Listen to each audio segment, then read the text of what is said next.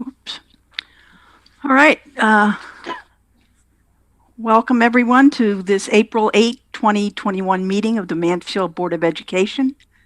My name is Kathy Ward, the board chair. I'd like to call the meeting to order at 7 p.m.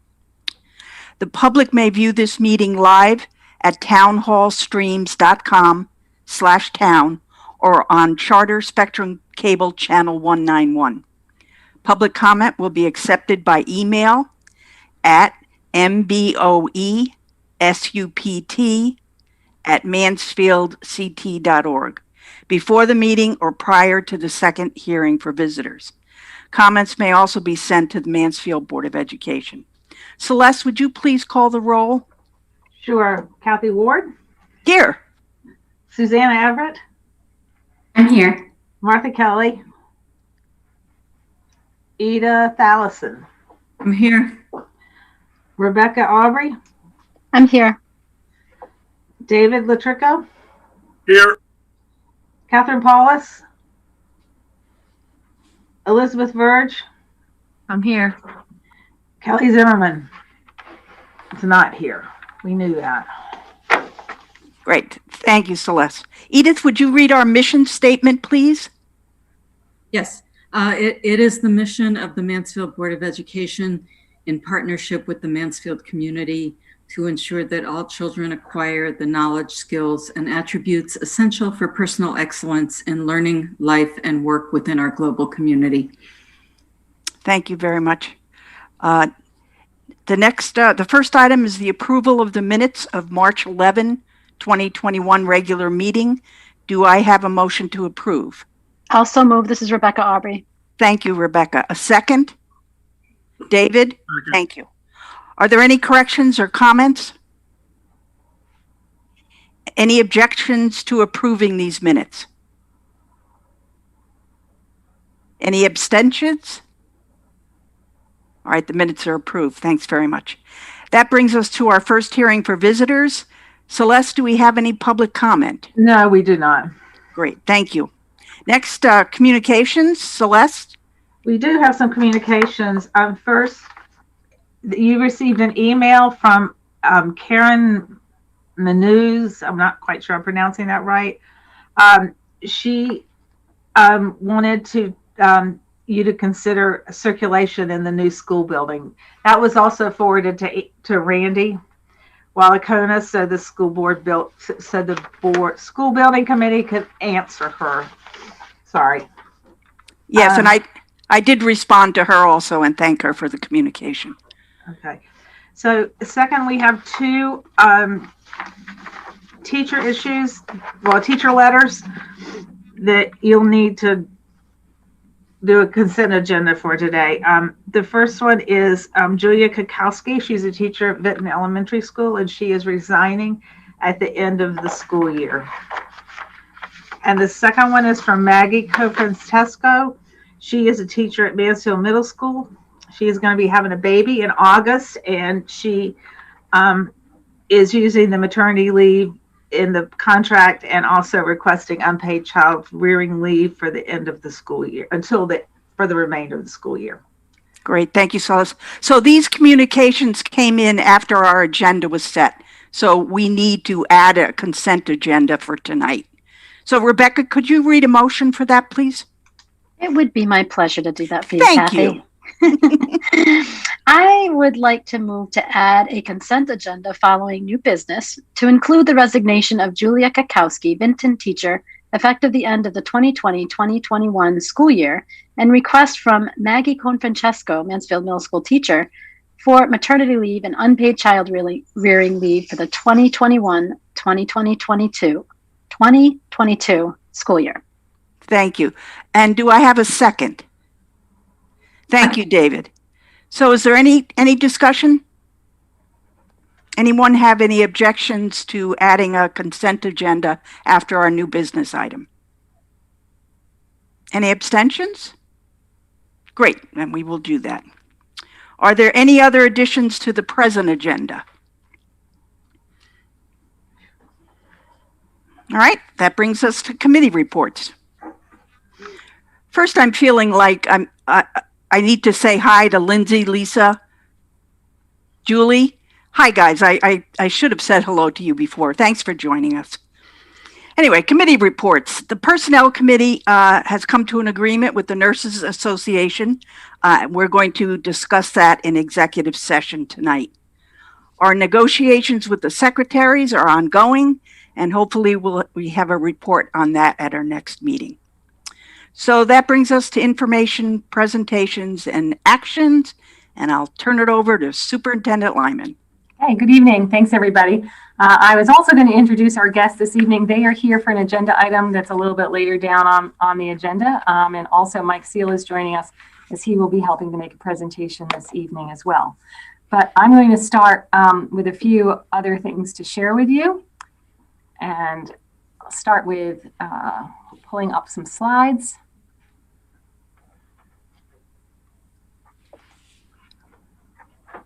So the first thing I'd like to do is just provide you with an update on all things related to the pandemic. Our grade 8 students returned to 5-day-a-week in-person learning on March 29th, completing the process to ensure that all Mansfield students are in school 5 full days. As you know, we've since the beginning of the year had in-person learning, although hybrid to start. And we brought back elementary students first and then one grade at a time at the middle school. That middle school return was slowed as the cases in the eastern part of the state worsened this winter, but we were happy to finally bring back everybody. So the middle school is once again a very full school. We are fortunate that we've had a limited number of school community cases of COVID positive individuals over the last 3 weeks. You probably have seen a lot of reports about how the cases continue to rise, and there seems to be a race between vaccine and the next wave. Also very fortunate for our staff that we have been able to hold 2 vaccination clinics, first dose and second dose. Second dose vaccination clinic was held last Friday, and we had 226 participants from the Mansfield Public Schools. So we're very, very thankful to Eastern Highland Health District for getting that done for us so quickly. An announcement came out on Monday that health departments were going to do that, and on Tuesday we were scheduled for the start of our vaccinations the next week. So a great thanks to Eastern Highland Health for that. We also have been following the Connecticut travel guidance with both the long weekend that we just experienced and April break coming up. We do want to ensure that we continue to maintain the safety of our environment, and we have communicated that travel guidance to all families and staff. Again, I'm sure you've seen the news reports, but that guidance changed last Friday for people who are fully vaccinated, which means 2 weeks past your final dose.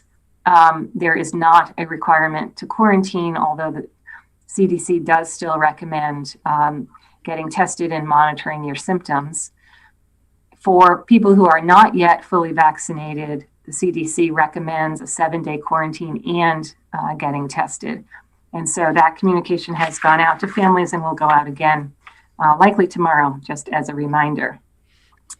The other thing I wanted to share with you regarding COVID is what's happening with students who are opting into remote learning. We were gathering data weekly initially, and more recently, the data are not changing as quickly, and so we've been gathering it monthly. So I wanted to show you from first week to present. So the first week's data was gathered on September 8th. The most recent monthly data were gathered on March 31st. And you can see a reduction of almost 29% of students opting into remote down to about 16% of students opting into remote. So we're very pleased to see the number of students that have chosen to come back to school. This slide also shows you what the numbers are by school and the numbers by grade level. And you can see that at every school and every grade level that the numbers have declined. I want to put in a plug for all of the staff that have been supporting remote learners. These students have really gotten as full a Mansfield experience as possible. We have a great team of staff dedicated to remote learners and a large number of staff who are supporting remote learners in addition to supporting in-person learning, including the music teachers that are here this evening who have all been providing remote instruction in instruments to all students who are remote, and even some who are in person who can't play their instruments in school because of COVID guidelines. So many thanks to, to all of the staff that have been supporting our remote learners. One of the things we're most concerned about, of course, is ensuring that students have the opportunity to continue to acquire the skills and understandings, even during a pandemic, that they would in a traditional year. And a lot of people have been especially concerned about students who are not attending school in person. And I can tell you that from the data that I've seen, that our remote learners are keeping up very much with the students that are attending school in person.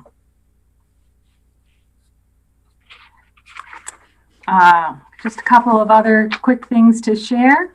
I think I put this in a written update to you, but I wanted to give you a chance to actually see this. Our food service director, Stephanie Richards, was recently highlighted in a national publication, the School Nutrition Magazine, which goes out to food service directors throughout the country. And she has created a recipe, a healthy recipe for a bread made with zucchini and kale. She developed it as a way to showcase some of the local produce that we process in our kitchens. It's served often on special occasions, and it is a treat. In fact, whenever she serves it, she brings any leftovers or a couple of leftovers down to us here in central office because we all really enjoy it. And I read the recipe really hoping that I could make it at home until I read that it's a recipe to be made in a very large sheet pan. And it was going to take me some effort to cut this down to size, but congratulations to Stephanie. It really is a great honor for her to have been featured nationally like that. And the last thing I'll share with you is that there's a lot of other work in progress right now across the district.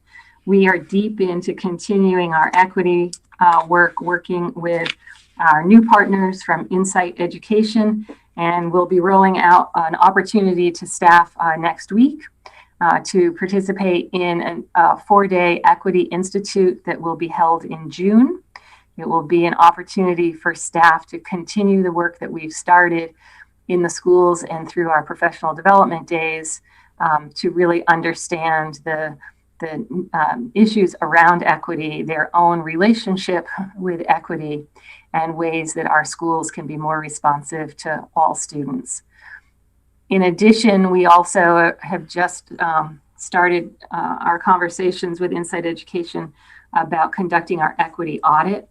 In fact, I had another conversation with them today about where this work will lead and how we engage our wider community, our parents, and our students in that work. And so I'll have a more complete report for you in May. I think we've put equity on the May board agenda, but just a quick update so that you know that work is certainly continuing.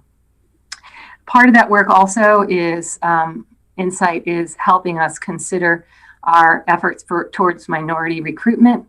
And one of their specialists has been working with Michelle Beers in our personnel office and Margaret Chady, our communications specialist, in how we begin to first showcase ourselves as a friendly place for people of all color and as well as beginning to put into practice some efforts that are proven to support minority recruitment.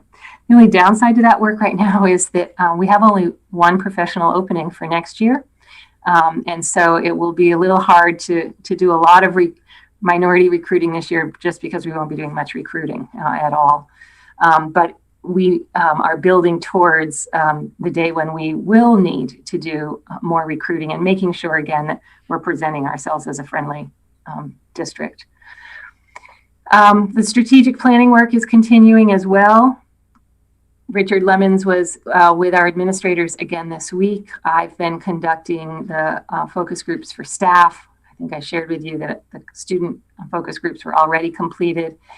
And we have started work on building out some sort of a structure for an annual plan. You have 2 workshops coming up where this work will be not only shared with you, but where you'll be asked to continue to revise and massage the work to complete the development of our revised set of core beliefs, and to consider the annual process moving forward. So those workshops happen next week on April 13th, and the second one, I believe, is April 28th, 5:30, and you'll be receiving both postings with an agenda and links for those soon. And you're going to hear a little bit more tonight about the Esser grant process. I'll do what I can to keep you informed of that as it moves along. I won't say too much more now, but I did want you to know that it has become one of the primary focus of our work in the last several weeks, and I expect that to continue for the next several weeks. So that is my report. Great, thank you, Kelly. Any questions or comments? Martha?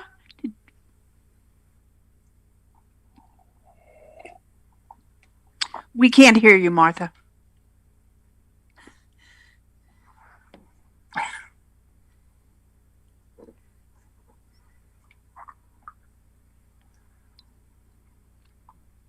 Do you want to put something in the chat?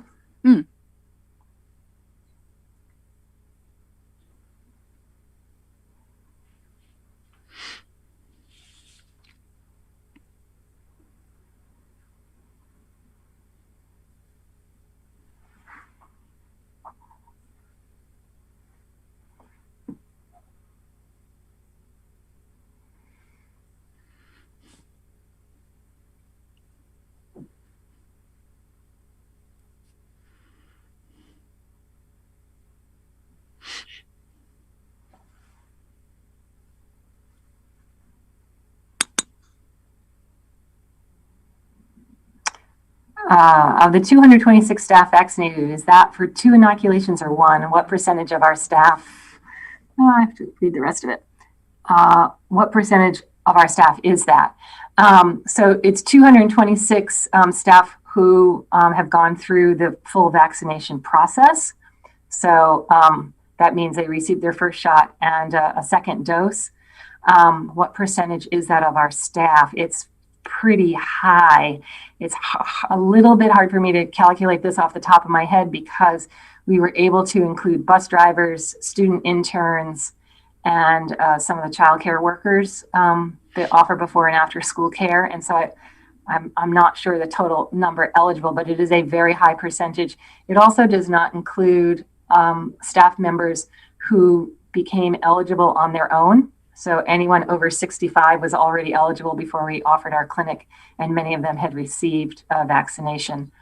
So I don't know the answer to the percentage, but I would guess that it's probably at least 80%, if not higher. Again, just because of all the extra people that we've added in, I can't give you a good answer, I'm afraid.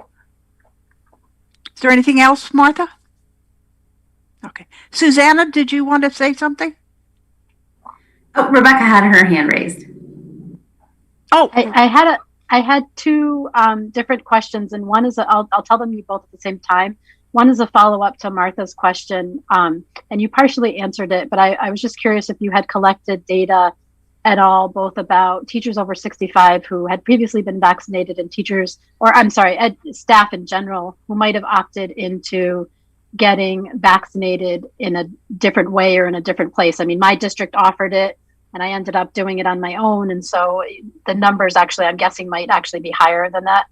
And I'll just tell you my second question, which is not related, but just the difficulties of muting and unmuting and all that, so that I get them all out at once. And it was with regard to the diversity and equity. And I was wondering what kind of training has been planned for staff who are part of the hiring process, both in terms of sifting through applications and participating in interviews, training on implicit biases in the hiring process, because I think that's a really important piece of the diversity and equity recruitment work. So I can tell you that we've done some work in general around implicit or unconscious bias as one of the products that we've been using labels it, not specific to hiring. That was general to just teaching and being in a school. The work that we're doing with Insight on minority recruiting, we'll get into some of that, but we have not started that level of work with them yet. And then going back to your question about vaccination. So at this point, it is not a requirement of employment to be vaccinated. And it puts us in the position of being careful because of HIPAA regulations as to how we ask staff about vaccination. So taking a poll to find out what percentage of staff has been vaccinated is not something that we will be doing because of the medical privacy rights of individuals. I can tell you that, again, with the cooperation of Eastern Highland Health, first off, we were well prepared, thanks to Celeste, for getting people ready for vaccination early on, because we had done all the prep work to get everybody ready to be registered in the online vaccination system. So then, thanks to Eastern Highland Health, who gave us a heads up, like, hey, this week, those over 65 are eligible, and I have slots on Wednesday. Please let your over 65 staff know. We were able to go into the list that Celeste had, identify everybody over 65, immediately sent out an email, and I heard from several people over 65 they were able to take immediate advantage. So again, we've done everything we can to communicate and make opportunities available to people, but getting a list of who's vaccinated is not something we're able to do. Susanna? I just wanted to underline, thanks for the report on the update on the Insight work. Insight. Sorry, I get there's so many different organizations.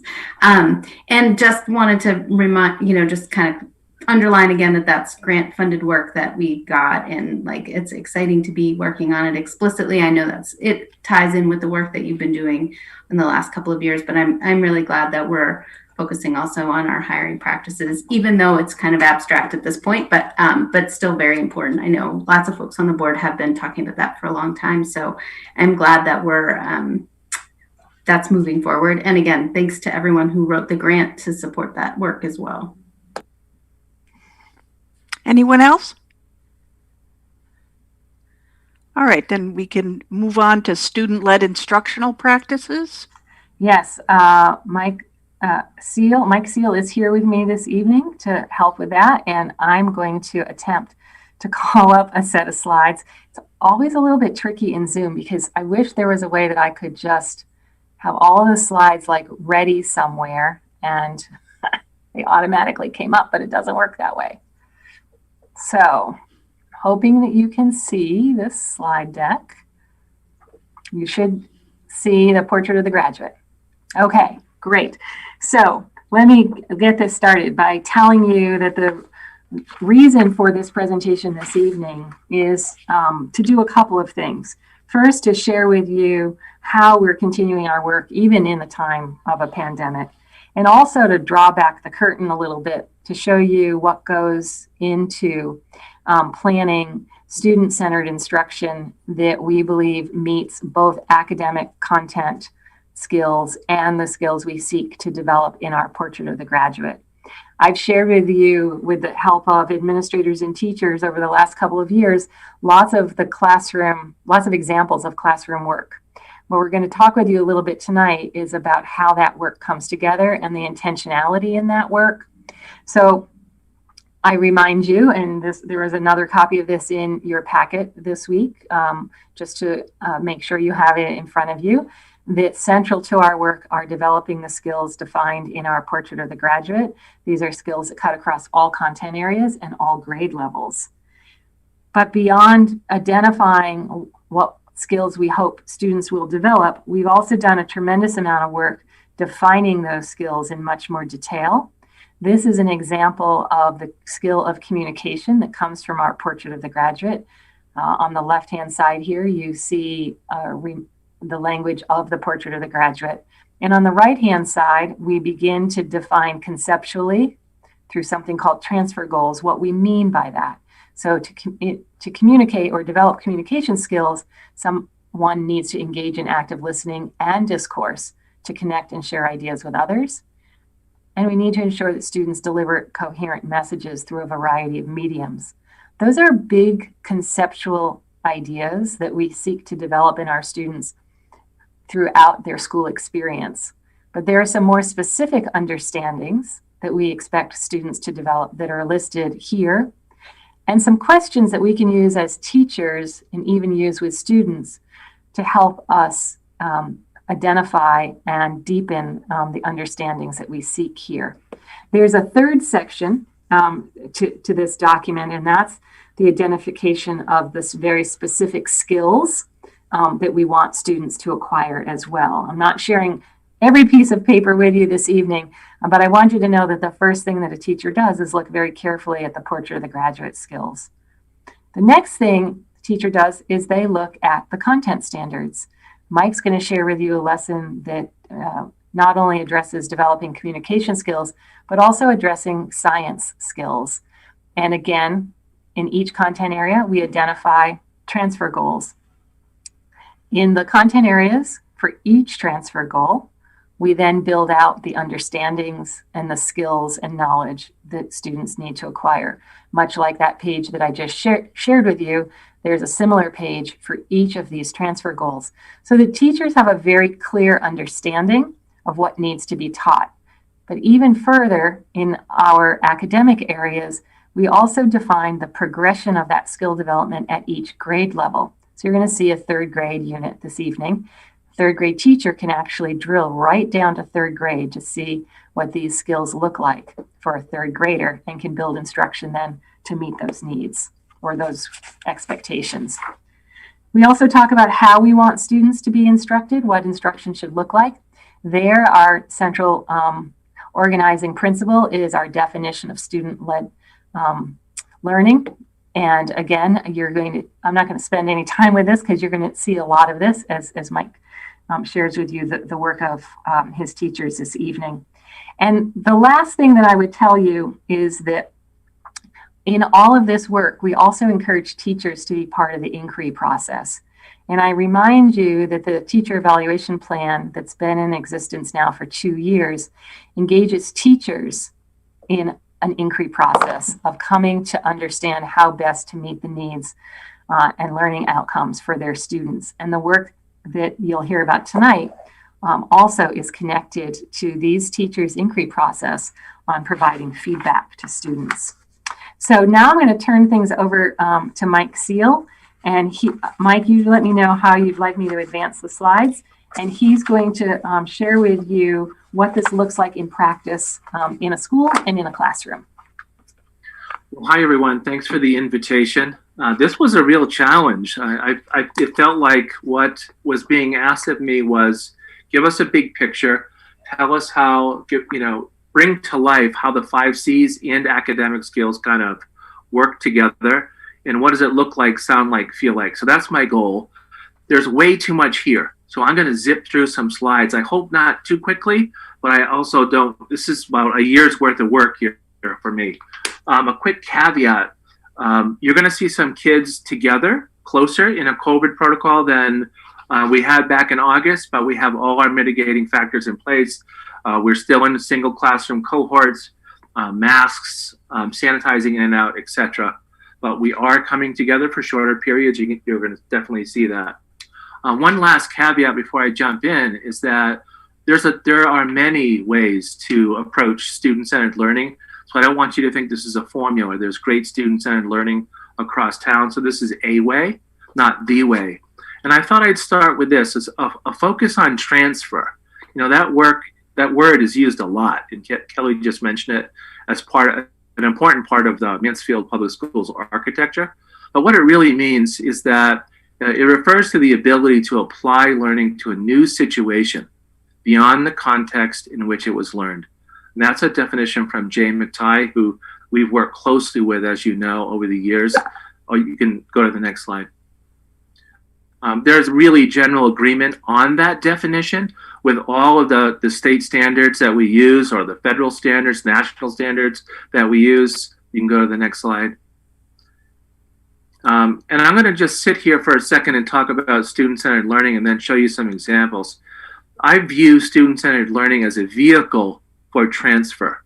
And there's a lot on this page, okay? So if you look at the top paragraph, it talks about engaging students to construct knowledge through rich, authentic tasks. There's a lot there, right? Like, what does engaging kids look like? What does construction look like?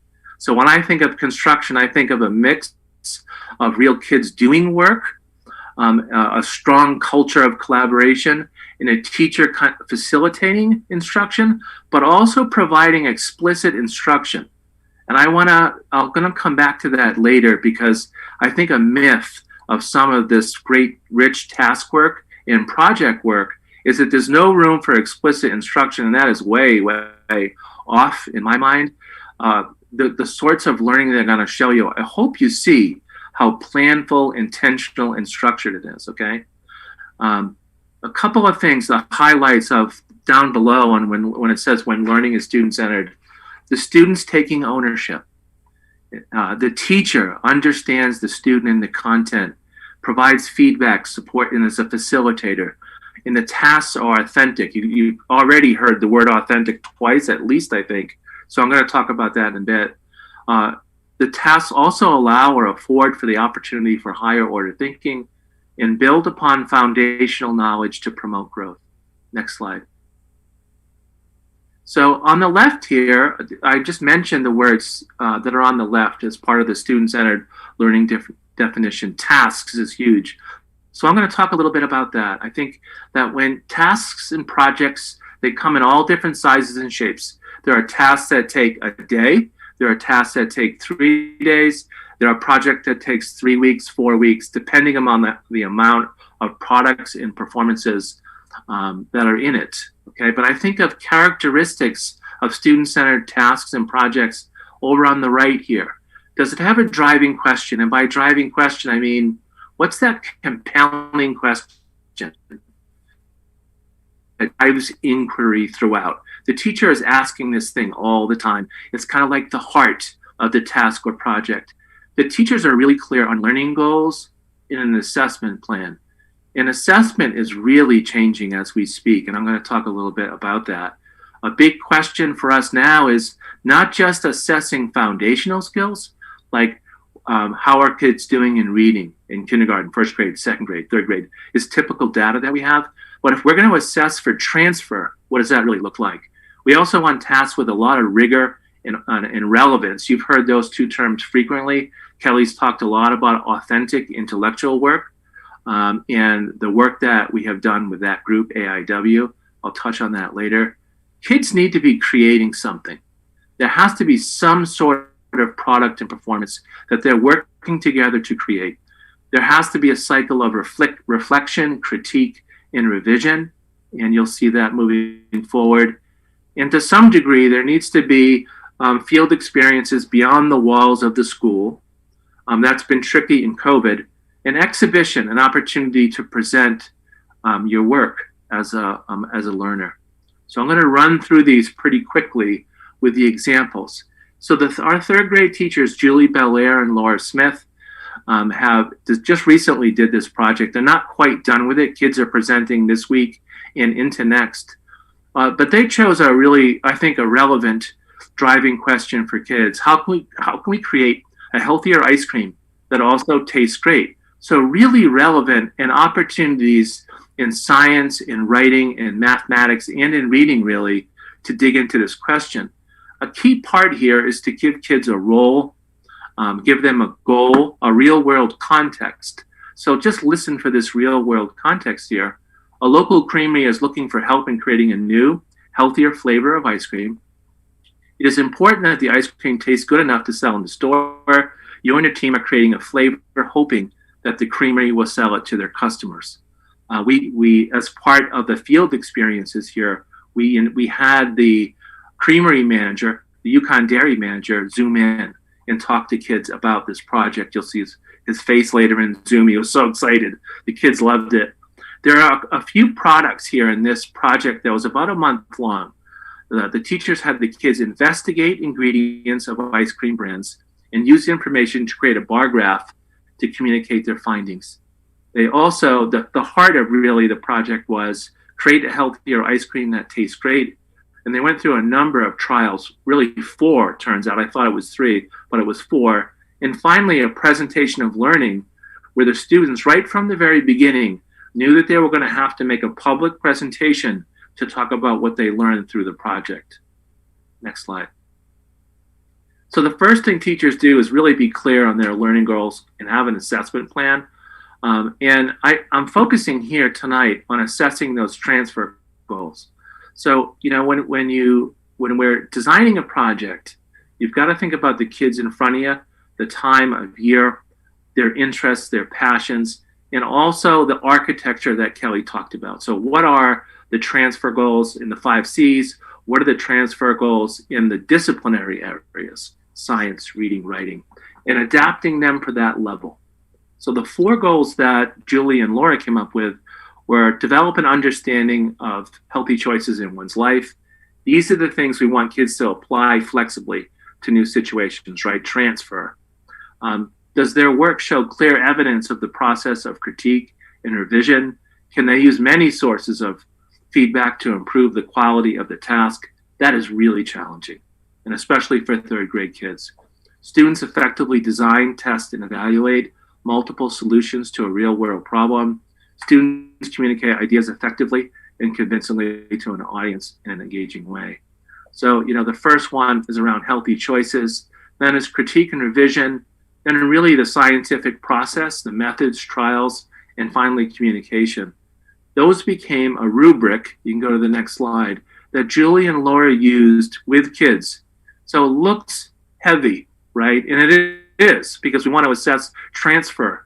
If you look at the column all the way to the right where it says meets with excellence, the 4 things I just talked about in the previous slide are right in there. That's where we want kids to eventually get to. Maybe they all won't there. Maybe they won't all get to exactly that point of excellence.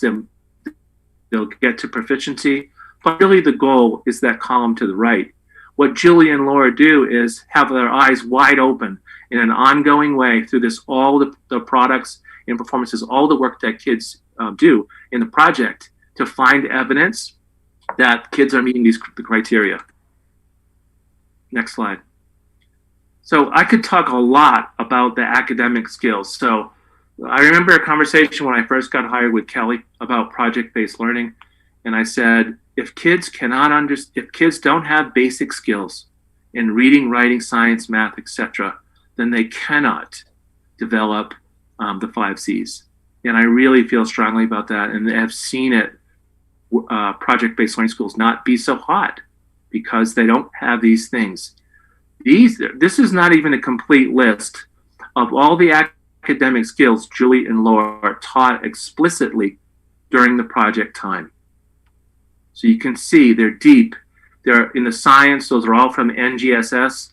Those are the anchor standards in science, really significant ones in writing and in math. Again, The ones in math are standards or mathematical practice that are really key to growth of kids. Another thing that we have realized designing this work is that when you ask a real world problem, like how do you make a healthy ice cream that tastes great, it cuts across academic boundaries. So in order to solve the problem, you have to learn how to do these things in science, these academic skills, how to do these things in writing, how to do these things in mathematics. You can go to the next slide. So I just want to quickly touch on rigor and relevance because we've talked so much as a district on it. There are a few research-based tools that we use to measure rigor and relevance in protocols that we have developed to make sure that the tasks are really require kids to exhibit to higher order thinking. The tool on the left is a depth of knowledge tool. We really want the tasks to be at a level 3 or 4. And you can see from the verbs on there, those are higher level. We just don't want kids to recall stuff, right? We want them to think at higher levels. The tool at the left is Bloom's taxonomy, kind of similar. We don't want kids to just be doing all their work at the bottom of that period, simply recalling. We want them to do work at the higher level of the pyramid, create, evaluate, analyze. You can go to the next slide. Similarly, this is what work we've done with AIW, authentic intellectual work. Kelly talked a lot about this. You know, we use this tool to determine, is this work really relevant? Or is it authentic? Those words are used interchangeably. And you can see the level 4 on the left, in order to be the highest level of authenticity, we really want kids to solve situations, goals, problems that go beyond school, like you're an ice cream manager, create an ice cream that is also healthy. We want students to understand the utility of the subjects in the real world, and that is a real power of visitors from the outside coming in and saying, hey, this is work I do too. And finally, you want students to be able to exhibit their work in some way. That's been tricky during COVID. I can talk about how we've worked around that. So this little phrase on the left here, intentionally build upon foundational knowledge to promote growth, is from the student-centered learning definition. So how do you build upon foundational knowledge? This is a huge part of all the task learning and project learning here. This is remember the old KWL chart? This is on the Jamboard, and the Jamboard's a Google app, and kids go online on their computer and they make these little sticky notes. It's kind of a really interactive sort of way to do a KWL chart. Just an example, how do you build upon, using the tools that we have, foundational knowledge to promote growth. You can go to the next slide. Similarly, teachers did this over and over with all these questions, okay? Different sorts of protocols to build foundational knowledge to promote growth. There literally was a Jamboard for every single one of these. There were the topics of conversation. So that dialogue becomes sort of an ocean that supports thinking of all kids throughout, and it really helps them build upon foundational knowledge from day to day. Reflection, critique, and revision is really key. So there were many, many cycles of critique and revision and reflection throughout. Kelly mentioned the STEP program. Julie and Laura have made reflection, critique, and revision their STEP goal for the year.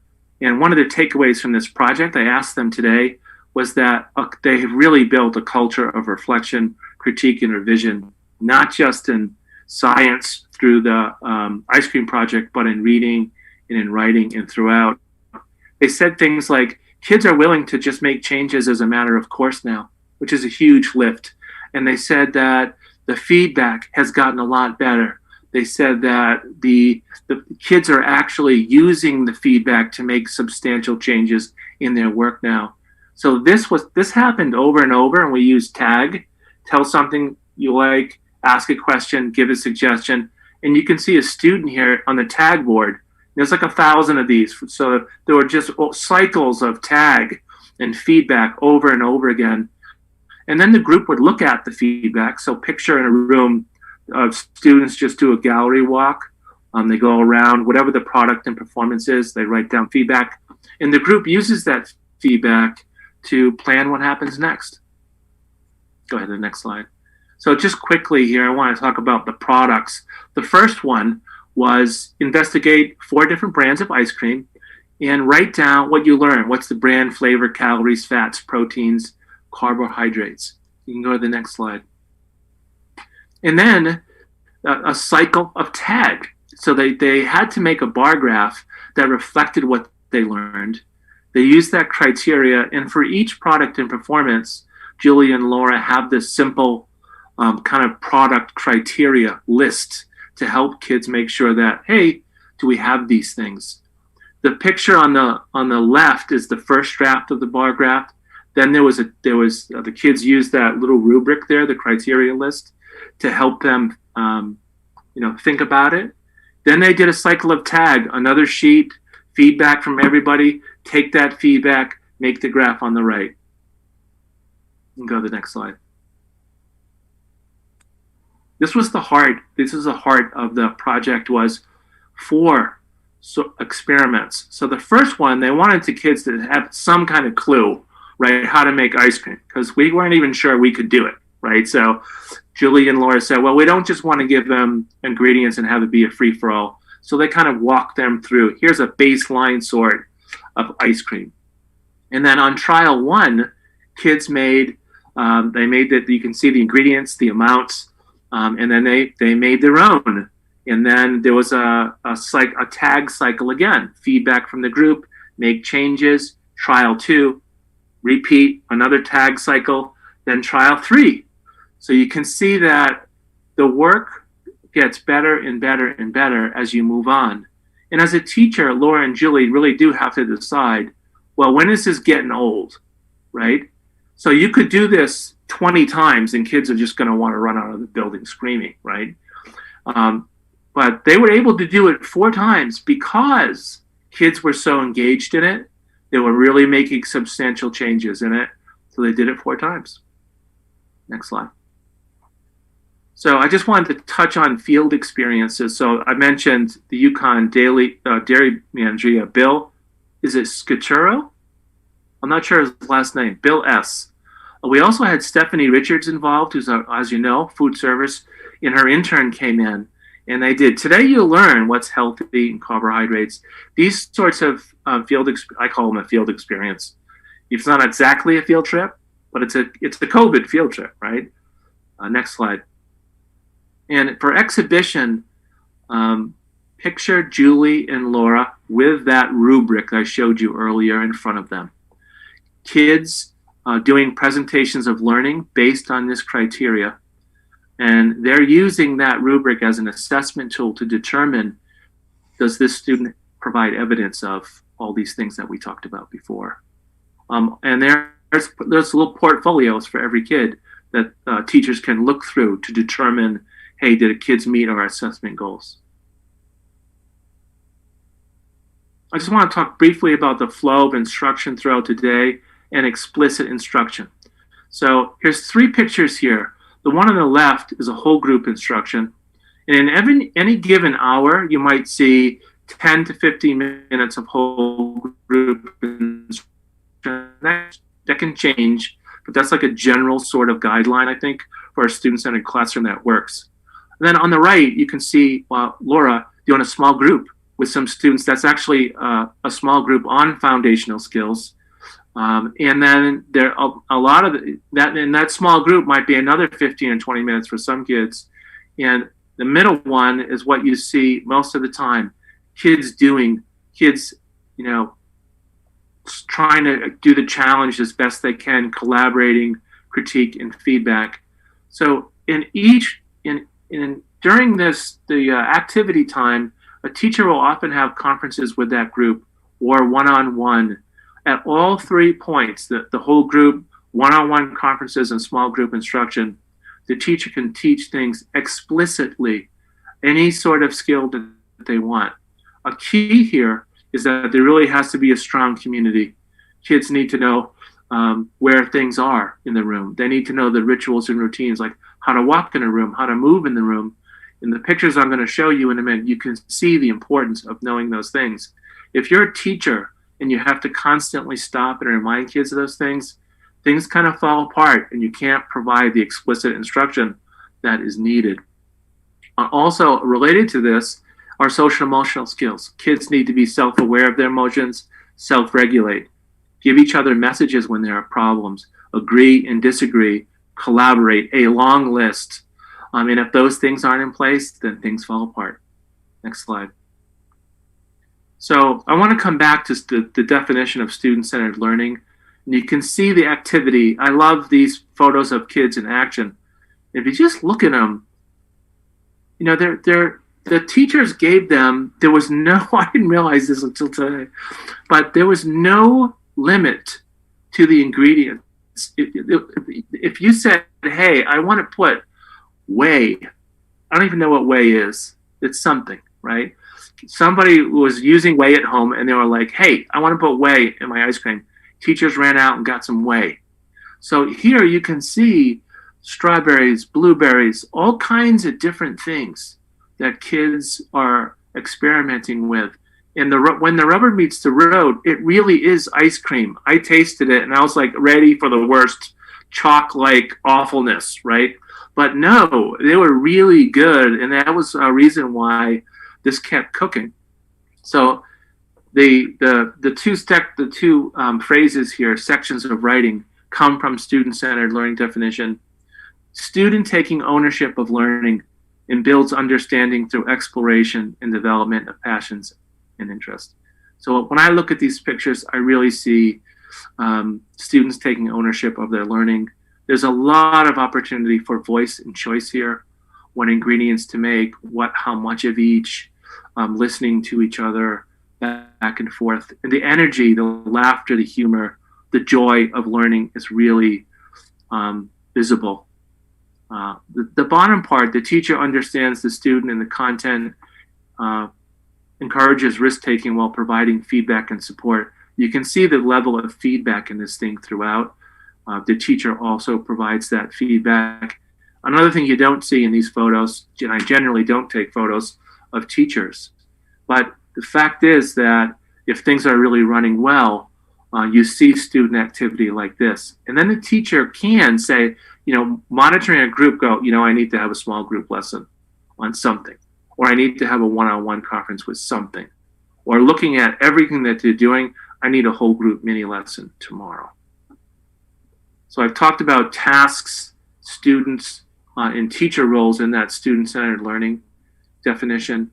And I guess for me, the theory of action is this: if we engage in this kind of work over time, year after year, PK through 8, our graduates are going to come away being critical thinkers, collaborators, creators, communicators, and citizens of the world. I also just want to reiterate how planful and intentional, how much time this takes. And it is an iterative process. You know, it's not exactly linear, like learning goals, assessment, driving questions. It's more like this, you know, back and forth, back and forth. Another piece of this process will be tuning this with Laura and Julie, probably after break, maybe even in the summer, professional learning lives when we get back, looking at the goals, looking at the assessment, and revising the whole thing to figure out where we can deepen it, the 5 C's and the academic skills. Thanks, Mike. Sure. Definitely tried to, as I mentioned, draw back the curtain so you could see what goes into all of that. And I'm very impressed always with the work that goes on in all of our classrooms, and thank Mike for sharing the details of this particular project. Rebecca? I had a question. This is so exciting to watch because this is these pedagogical practices that are very dear and close to my heart. And I know that you alluded to the importance of kind of investing some time into teaching students some of that independence with the workshop model, you know, going from the direct instruction to then, you know, having students move through different stations, and some of which might be very student-led, some of them might be more teacher-led. And I know at the beginning of the year, I know typically in a workshop model at the beginning of the year, the teacher will spend a lot of time really kind of investing in teaching students how to do that and how to have that kind of independence. And at the beginning of this year, that was kind of hard to do because of all the precautions we had to take. And I'm wondering kind of like at what point in the year you were able to start, like, was it kind of more of a fluid thing, or was it something that you had to kind of like do a pause and say, okay, we're going to, we're ready to kind of teach. You know what I'm getting at? I'm asking for a friend. Yeah, there's a couple of things in that, right? So one is teacher comfort.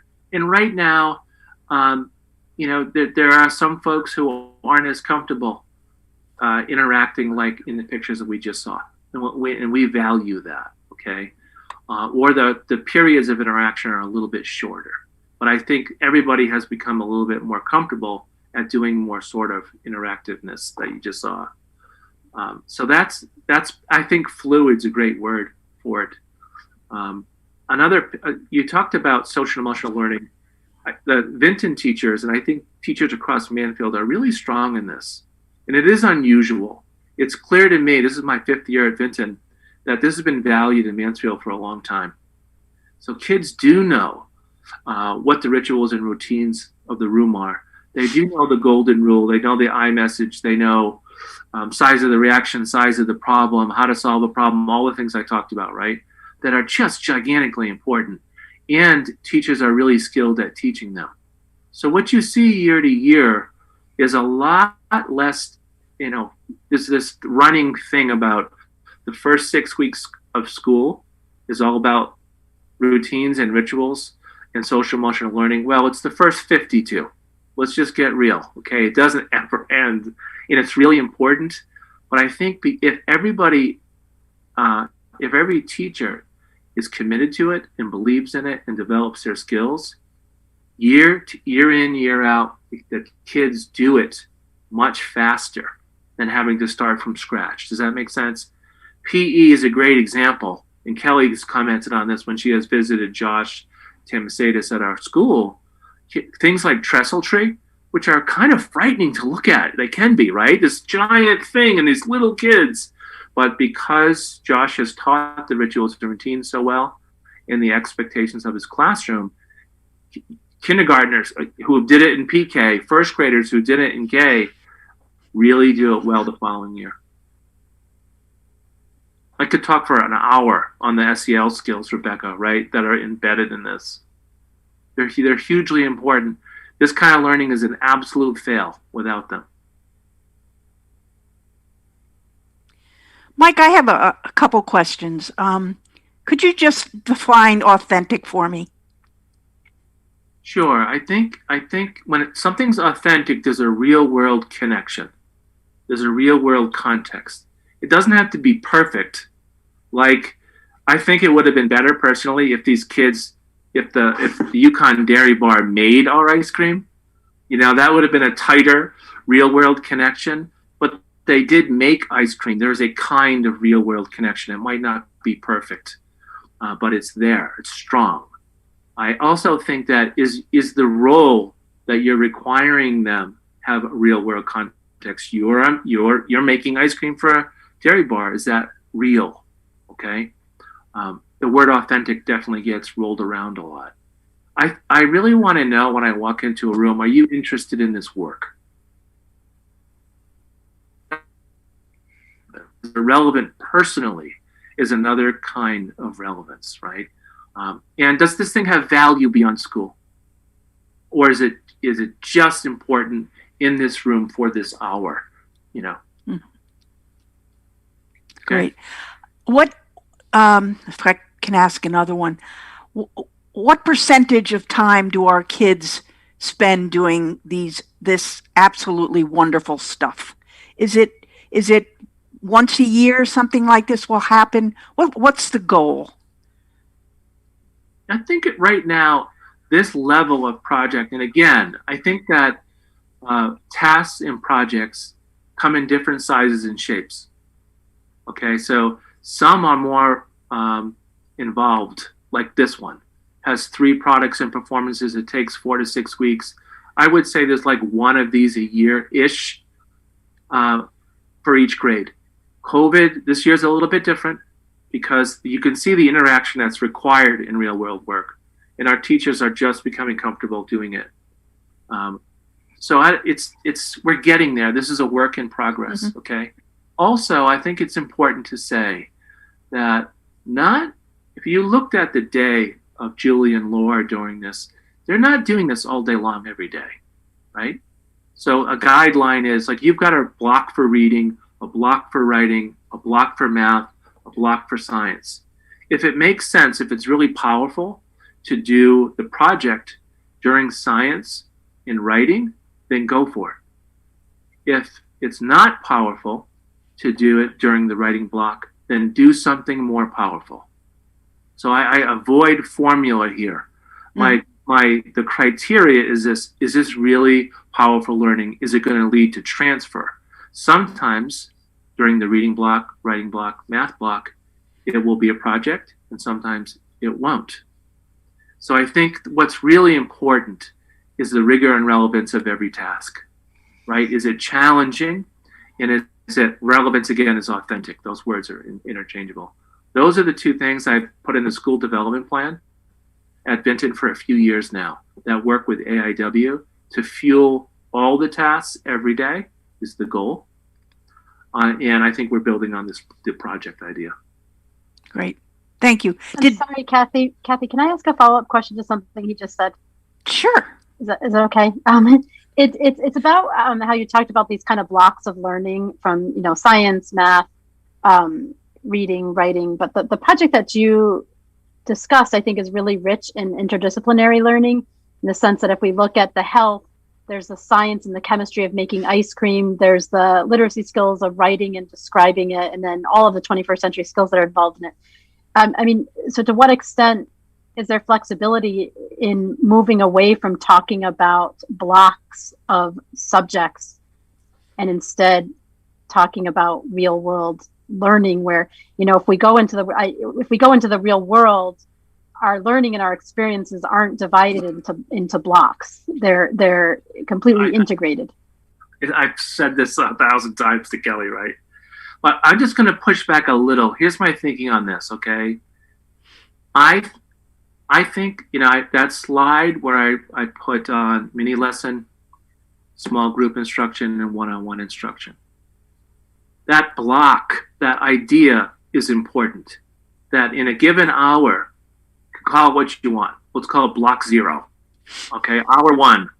That there are opportunities for the teacher to teach whole group explicitly, teacher to teach one-on-one, and teacher to teach in small groups, okay?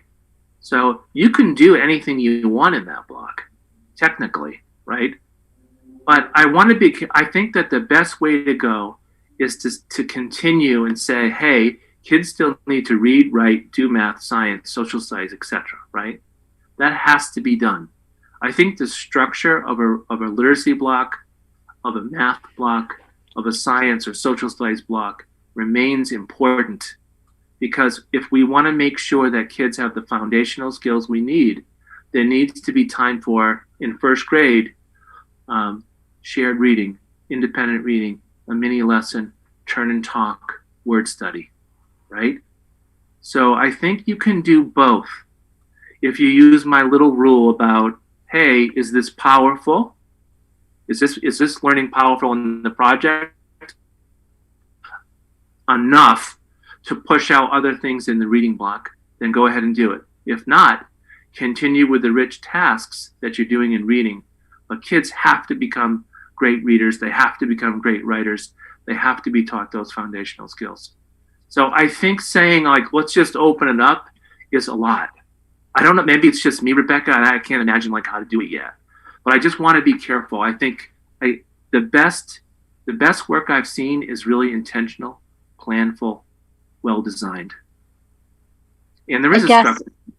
I don't want to hog the conversation, but this has been a topic on my mind lately, so you're intriguing me. But I guess I wouldn't necessarily say we're not going to teach literacy so much as if the project example is around designing an ice cream, that the literacy lesson is based in the context of the ice cream, as opposed to a different context that's isolated. And the same with whatever the math mini lesson might be, the example and the practice and the instruction is in the context of that as long discussion of the ice cream.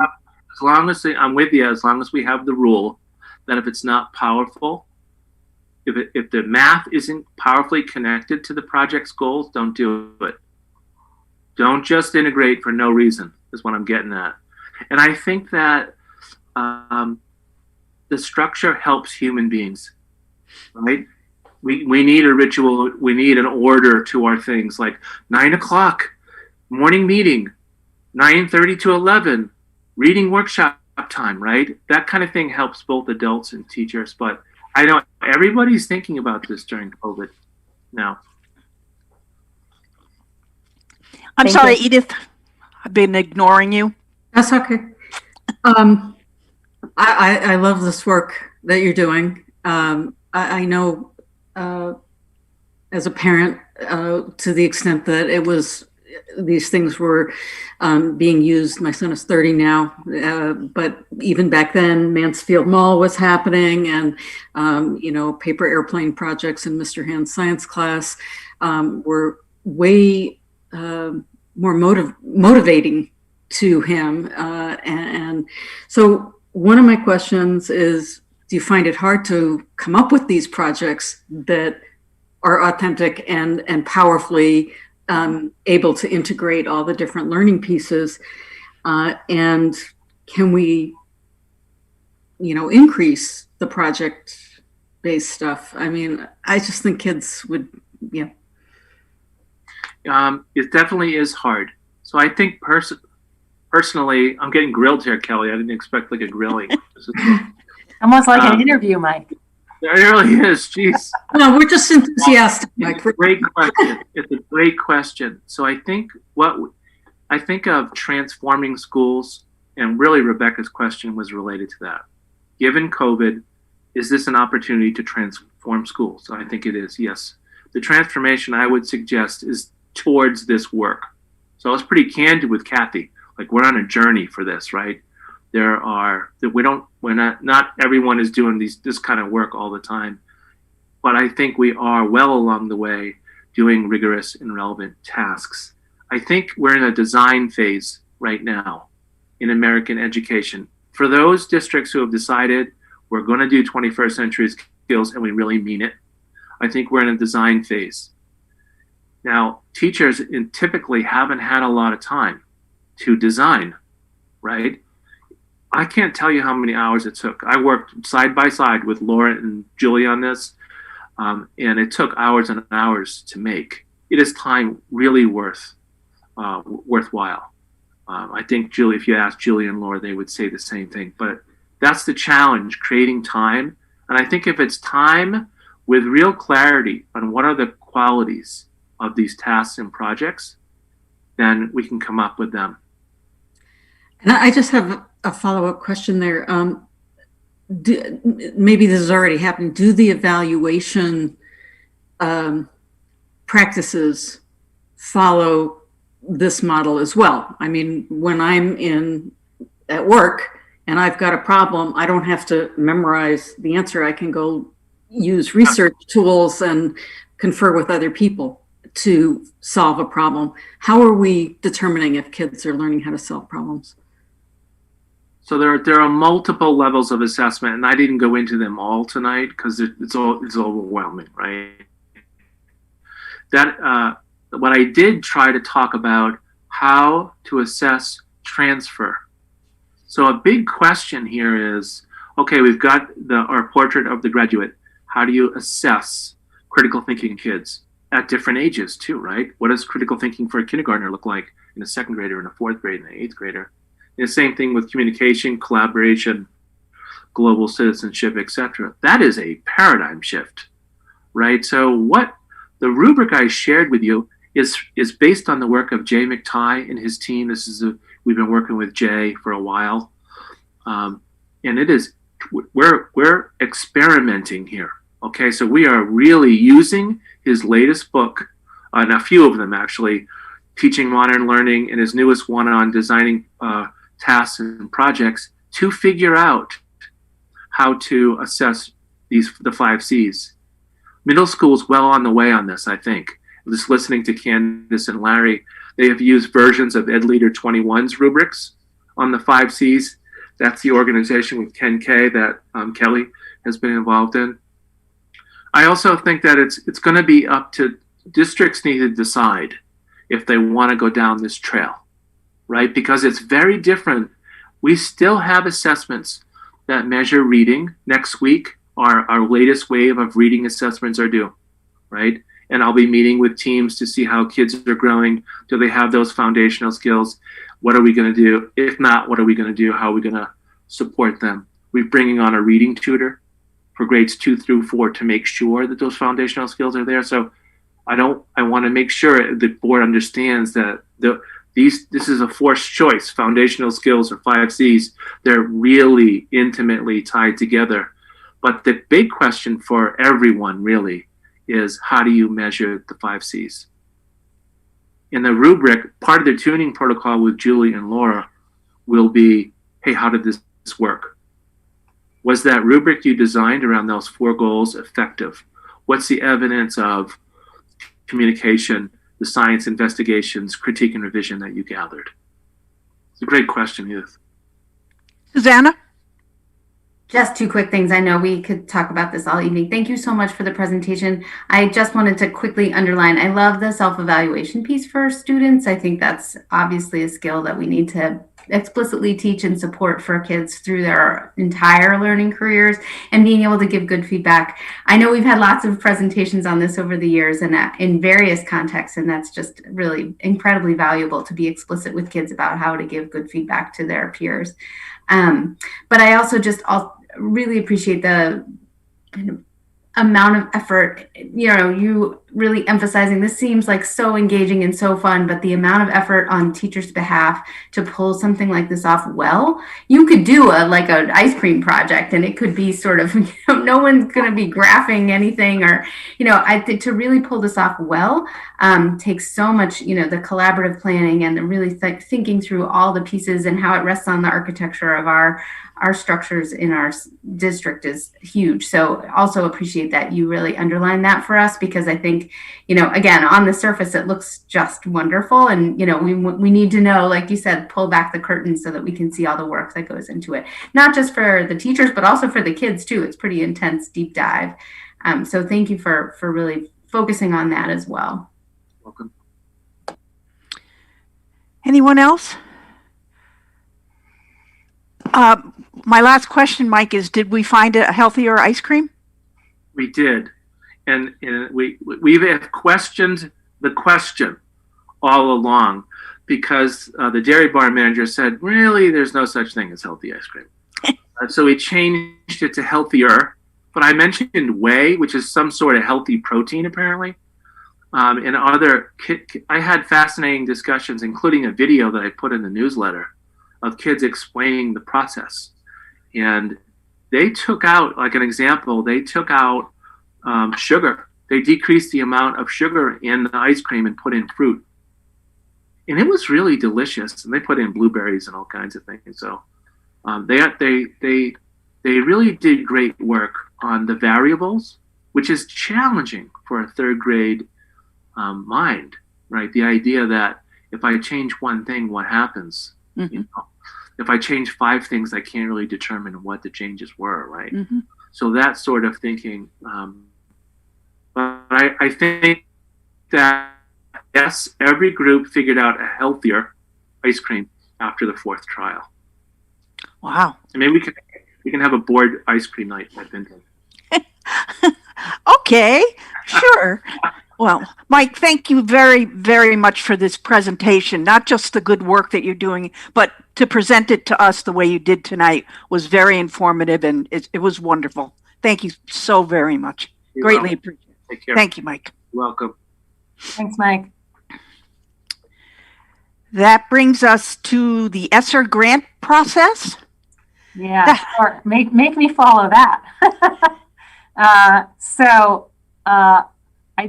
I provided some information to you in your packet about where we are with the Esser grant, following up on the presentation at the last board meeting about the funding coming to us.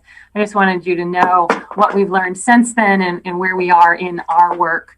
So One thing that I want to say up front is that we still know nothing new about the third round of funding. So we still don't know our funding amount. We don't have any dates yet on when applications for that will be due, or even all of the details yet on how those funds can be used. There are some slight differences to how the third round can be used. So we're staying focused on the second round, that $400,600 that we received in the second round. In that round, we need to attend to these 4 state priorities. You can see as you read through them that they're quite broad and give us an opportunity to do a tremendous amount for our students. So academic support, family connections, social emotional learning, and supporting digital learning as well. And so what we've done in Mansfield is engage in a needs assessment, which is also required by the Connecticut grant application. We've looked at all kinds of data, performance data, attendance data, feedback that we've received from families and students, information garnered last year through the phone calls that we were making every month at the at-home phase of our pandemic. We've done some very nice collaborations with our Youth Services Bureau, putting our full administrative team and their full department together to talk about what we see collectively as needs for our families, students, and community. We've been looking very closely at where we are with the work of the district, that work that Mike just described to you. That is work that advances student learning. Where are we in our curriculum development work, in our assessment development work? Do we need to provide more opportunities for teachers to design instruction and engage in more professional collaborative learning? And we also have gathered our district leadership team to really start to dig into this. In fact, I'll let you know that our district leadership team, made up of our administrators and our townwide specialists, when I said to them, I think we need some time to do this, what can we try to carve that out? They suggested an evening, because it was easier than trying to take time out of the school day. And so we spent three and a half hours almost together last Monday evening doing this work. A lot of our work is big. We're thinking very deeply about how we address the academic learning needs of students. And I want to be very clear here. We're not talking about addressing the needs of students who are deficient only. We're talking about addressing the learning needs, as you heard Mike describe. How do we engage all students in authentic learning? And also, as Mike described, it can't be done unless they've got those foundational skills. So we're thinking about both sides of that coin. Also, a tremendous amount of consideration to supporting the whole child, which also means supporting the family. And so we've got quite a few ideas in that direction. And then finally, addressing the professional needs of the teachers. If we're going to do this work, as you heard Mike say, it takes time and an opportunity for teachers to develop deep understandings. And so if we want students who are deep learners, we need to make sure we're allowing our teachers to also learn deeply. And so how do we provide the time, the structure of the school day, and the right supports for teachers? You heard me mention the Summer Equity Institute. We have a history of offering summer institutes. The other one we're talking about this year is some sort of self-paced opportunity for teachers to come together to do more of that deep curriculum planning work. We learned this week of an opportunity with the Connecticut Center for School Change. It's an application process, so I don't know if we'll be accepted into it, but they are looking to pull together a very small number of districts who want to dive into the type of work that Mike described that really is thinking about changing instruction, changing schooling practices. And so I'm hopeful that that's something that we will apply for and be accepted to join. I believe that the first round, the $400,000, is going to be addressed in the ways described in my memo to you, still supporting cleaning and custodial extra time, making sure we have our PPE, making sure we've got some of the basic supports in technology, including the technology integration specialist for next year, and then some additional tutorial supports and summer school for students. So the first round of this funding, this round 2 actually, is the application is due April 19th. And again, we don't know the award for the third round, but we expect it to be at least double from what I've been told, although I've seen numbers that fluctuate by about $200,000, but hoping for another significant amount of money that we can really use to advance the work defined here. So I'll stop there and just see if anyone has any questions on that. I do. Is my mic working now? I hear you. Yes, Martha. Okay. All right. I'm interested in the collaboration with Youth Services Bureau. I'd like to know if we're finding an increased caseload, and if you could elaborate a little on that. Sure. I would say our caseload is not increased in numbers. I think that we've always had needs. I think what we're finding is that we have better structures and opportunities to support those needs. I would actually mean explicitly, but from what I'm hearing, the numbers of students that need support are still a number that is manageable for us with the support of YSB. Okay, anything else? I have a couple of questions, if I may. Sure. So I'm looking at this Mansfield process. This is everything that you do. Mm-hmm. So this isn't related to the application for the grant. No, it is. So It is. It is the work that we do. That's the beauty of the grant, I think, is that we are grounding it in our work, but we're taking another opportunity to look at all of this. So yes, we always look at data, right? But we're looking at data now saying, okay, knowing what we know about what the data tell us, how are we going to use these funds to support that work? It is taking a step back and being really intentional to make sure that we use the funds to support our work moving forward. I see. And when you say it's an application, Kelly, can that be denied? Yes. So the grant requires us to apply for the funds, just as we do for our title funds every year. The application is reviewed.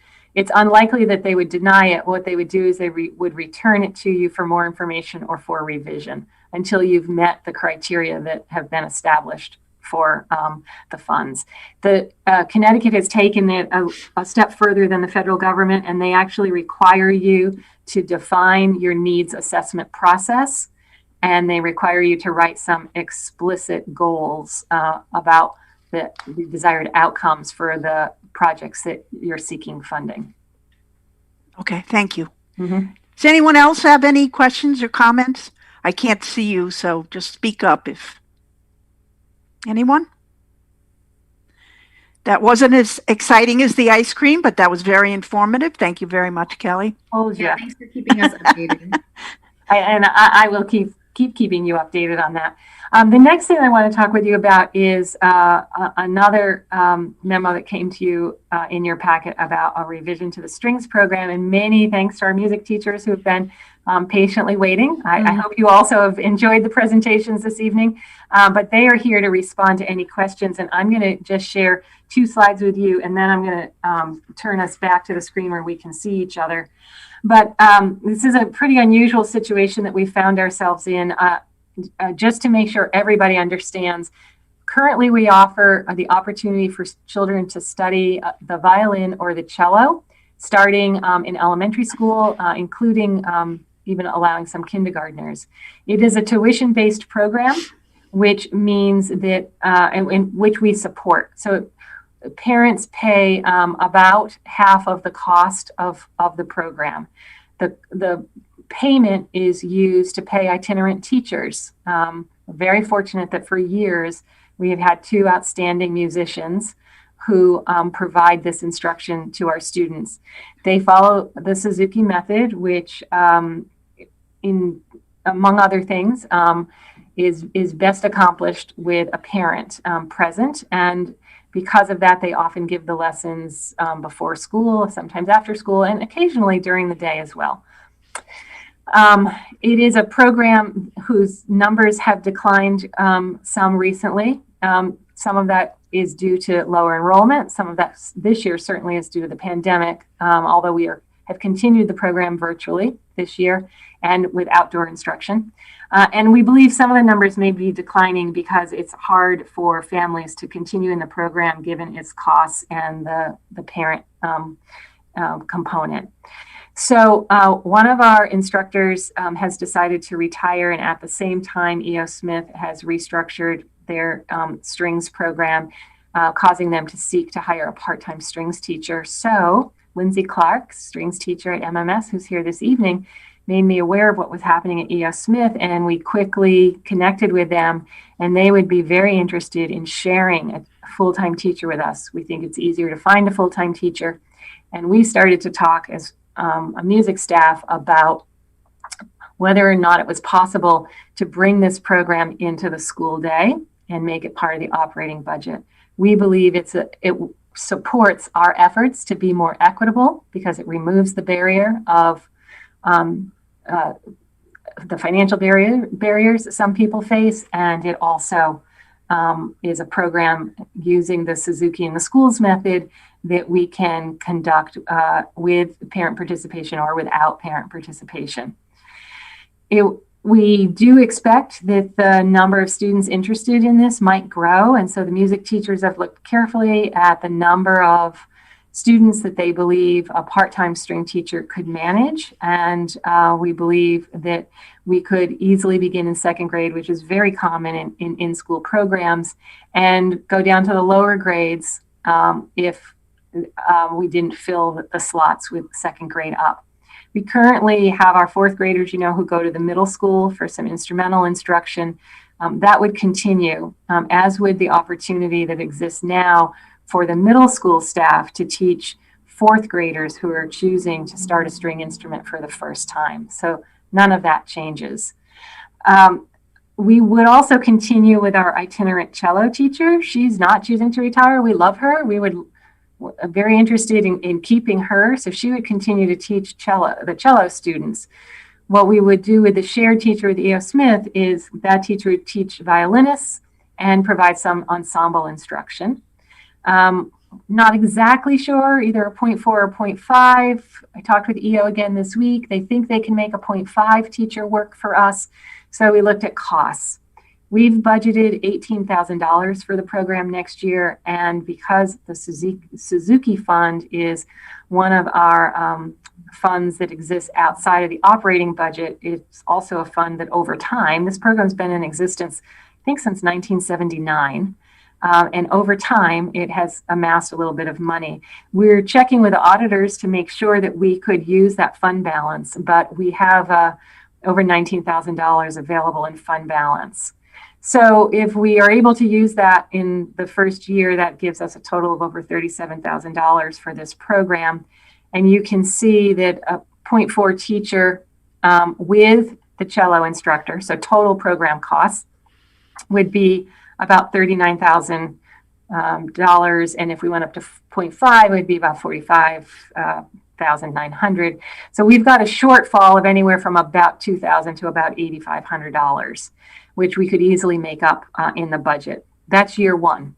In year two, what we would recommend is that we budget for this as part of our regular operating budget. So that's the proposal. Because this is not included in the current budget, I'd like to get your support before we move forward with this. And the music teachers are here this evening to respond to any questions you might have. Susanna? I'm super excited about this opportunity and so glad that you all sort of have the connections to know that we are, had your ear to the ground about what's going on at EO, and it's wonderful that we have this opportunity.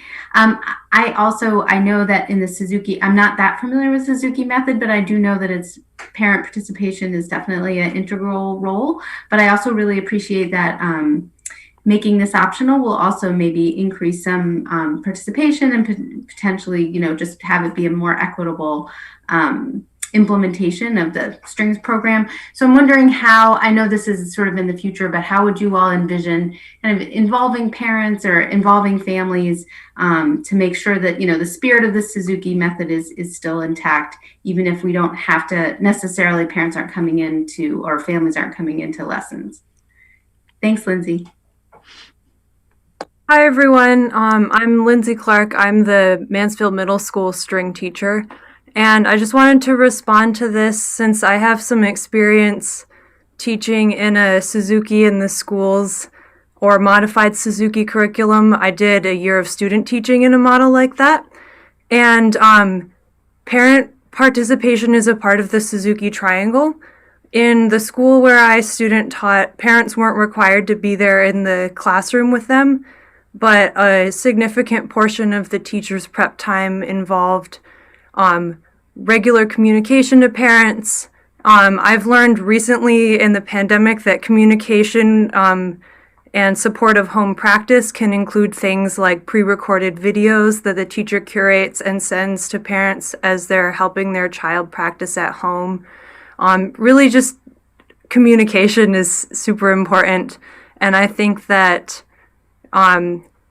it would be part of that person's responsibility to build the culture of communication with parents. That's great. Thank you. It seems to me that just looking at this from a higher level, that we could possibly have a lot more kids, a lot more involvement, and we can reach more kids, reach more families. Is correct, right? So this sounds like a win-win for everybody. What are you going to do when you get all of those kids that want to do it? Are we going to be able to handle it? Yes, we will. I think it's a great idea. I don't know enough about it to ask questions, but to me, anytime we can get more kids involved, the better. I have a question. Yes, Martha. So it seems like we already have a strings instructor, so we will have another one. I'm confused. So at the elementary level, Martha, we have itinerant instructors. These are people that we pay by the student. So they are not our employees. They're independent contractors. We have one that provides cello instruction and one that provides violin instruction. The person providing violin instruction is retiring and will no longer be available to us. So we need to, if we want to continue any strings program, we minimally need to find a replacement for somebody for about $425 a student per semester will come in and teach every week. So it's not a moneymaker for these people. So the alternative to finding another itinerant or contracted instructor is to hire our own. And that's what the proposal is to hire our own instructor who would be hired under contract. And it happens to be a position we can share with E.O. Smith. Okay, so you had the chart up. It's not in our packet that showed the number of students. How do you think this would be just for elementary? So this is pre-K through 4, and this person would be just dedicated to those students, not to the middle school. So I don't understand why this is going to, or exactly how this is going to increase participation, how you're going to build your numbers. I don't understand how that would be different. Just to clarify, families won't need to pay for it anymore, correct? Correct. Yes. So currently families need to subsidize some of the instruction. So we will no longer require families to pay for the instruction. Right.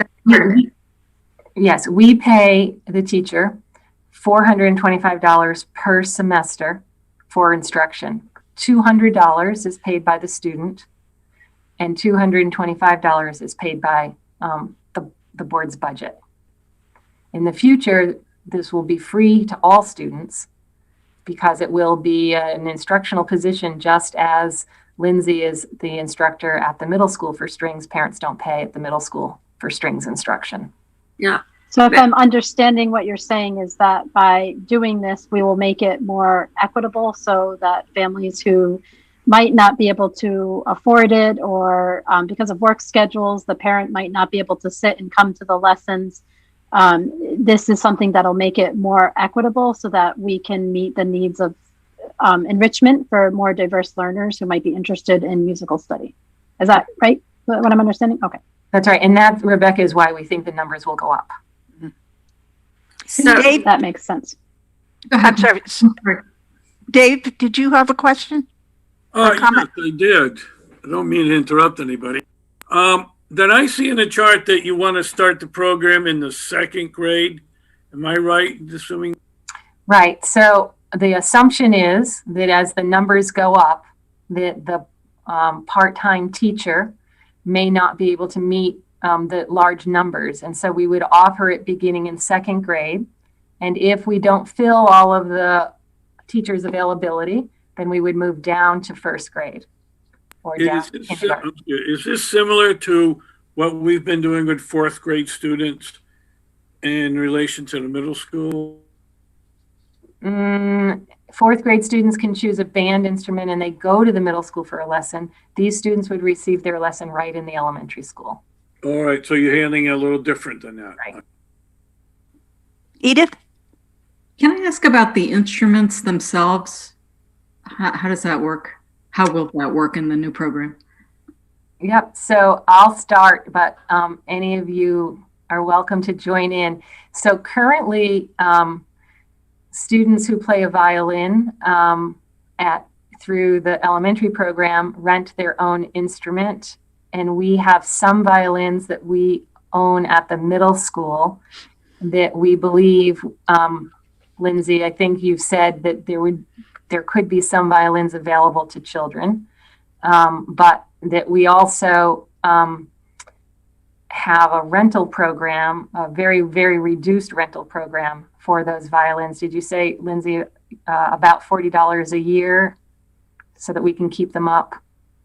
That's correct. So Mansfield Middle School has a limited supply of school-owned instruments, which are primarily for students with financial need. And then especially with the string instruments, after financial need has been accommodated, we do occasionally offer additional instruments to families who express interest. That is, again, after students with need have been accommodated. The reduced rental fee for those school-owned instruments is $40 per school year, and that money goes towards the upkeep of the instruments. And the cellos, students are able to rent also at a very reduced rate a cello from the teacher who teaches cello. They've actually created a foundation, Mansfield Suzuki Foundation, and they have acquired a number of cellos, and they make those available to students. So we, in all honesty, we do not have enough violins to provide to every child, but we think that with the violins we have and with some other supports that we have, we can make sure we get instruments into kids' hands. I was going to ask about instruments because one of the big drivers in stringed instruments is they're very, very expensive.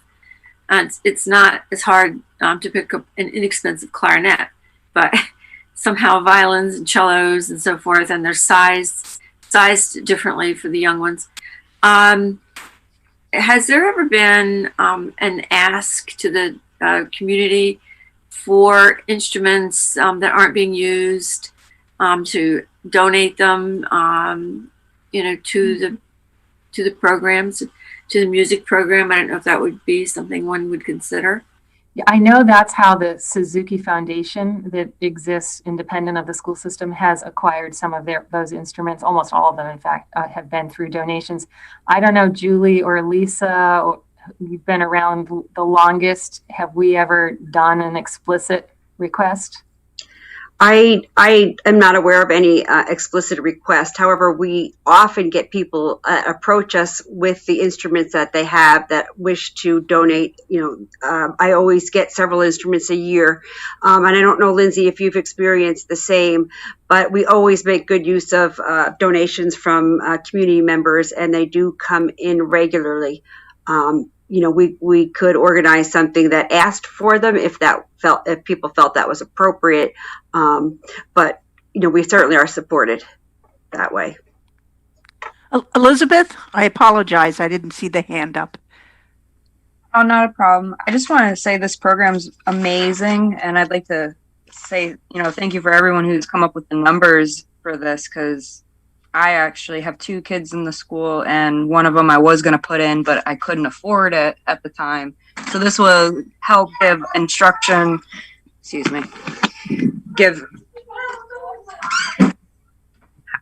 proper instrumental instruction, which helps students.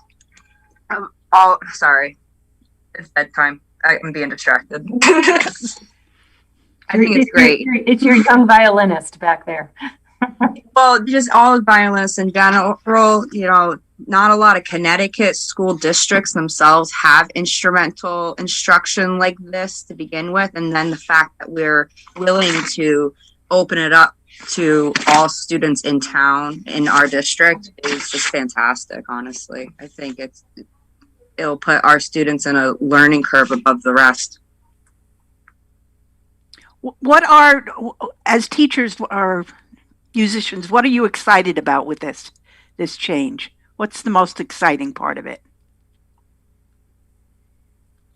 Go ahead, Sure. Kate. I would say what everyone's been saying, the availability to everyone, the equity. And I worked in the Farmington Public Schools for 9 years, and they have a program that's very similar to this. And when that second grader gets that little violin and it's time for them to go to their small group lesson, they are just so proud. And it's building, of course, it's the music we're going for, but you have to also think of the fine motor skills and the pride and the care for an instrument, and just building, and your strings program is going to get even better because these instruments can be made so small for their little hands. When you start a second grader on a violin, by the time they get to Lindsay at the middle school, they're going to be way better than if they just started in 4th grade. Now, they could start in 4th grade too, but do you know what I mean? Because they don't make flutes or French horns that small for you to start in 2nd grade. So in terms of your musical skills, then the program just grows, right? And it gets better and better all the way up. And I'm also excited to see the orchestras look more diverse, like it's the perfect example of equity pedagogy, where there are no barriers to anyone playing this instrument and becoming very successful just within school without having to pay for private lessons. Thank you, Catherine. I just one more question so it's still going to be Suzuki method? I'm just a little vague on that. Go ahead, Lindsay. So the Suzuki Philosophy is the guiding philosophy within these lessons. It's a very child-centered pedagogy, and there are a growing number of programs in the U.S. that are Suzuki in the Schools programs that apply the Suzuki concepts of how music is sequenced and presented to very young children within a model of the schools. So typically when you hear of Suzuki lessons, you're hearing of a private lesson program that involves the parents. But beyond that, kind of behind the scenes, there's a lot of teacher training that goes on in how music is presented to students, how different skills are presented, and the underlying philosophy of every child can play. So within the schools, Suzuki in the Schools programs apply the same concepts, the same sequencing, the same ideas and priorities about individualizing instruction, but within a context of a small group lesson in school. Many Suzuki in the Schools programs use some of the Suzuki method books as well as some supplemental materials. Like I know in Farmington they use a book called String Builder, So teachers are kind of using the Suzuki as their base and pulling in other materials and concepts just to make it fit the in-school model. Thank you. I really think the parent component is important, because as a board, we're always trying to make sure parents are drawn into programs in our school. So this is, I think, an important connection. And then the Connecticut Public Act, educational choices and opportunity. Each child shall have equal opportunity. So this really brings the equal opportunity to the forefront. Thank you. Julie? When I first came to Mansfield, actually the program was envisioned in that way, and it was free to all students.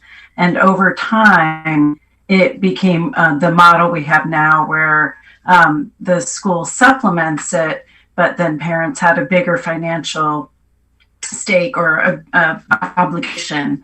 So to me, it just seems really appropriate that we would go back to the original vision, which was the access for everyone. And I think so much more in line with the value we put on the arts in Mansfield. I mean, I've been driving an hour each way to school for years and years, and people will ask me why, and I'll say because it's such a wonderful school system. I love teaching here, and I don't have to convince people that the arts are important, that music can really enhance people's lives and has a place in education. So I think it feels to me like it's coming back to that original concept of the program. Well, Kelly, I think you asked before for our support, and I think it's pretty clear that this is a fabulous idea. And I, for one, am behind it. It sounds like the rest of the board is as well. I don't mean to speak for you, but it sounds like a perfect idea. Thank you so much for all the work you do, ladies. It's greatly appreciated. Do we need a motion for this? And if we need a motion, does it get on the next? No? Okay. I don't think we need a motion, because I'm not asking for any new appropriation of funding. We'll be able to manage this within the appropriation you've already provided. Thank you all for coming, and thank you for facilitating this happening. It's very exciting. And thank you for sitting through all that other stuff. And Sorry. also thank you to our wonderful Suzuki violin teacher who is retiring. She's been amazing for many years. I hope we will have an opportunity to say thank you to her as well. But thank you all so much for creating this opportunity for our students and their families. Thank you. Thank you. Thanks, everybody. That brings us to healthy food certification, Kelly.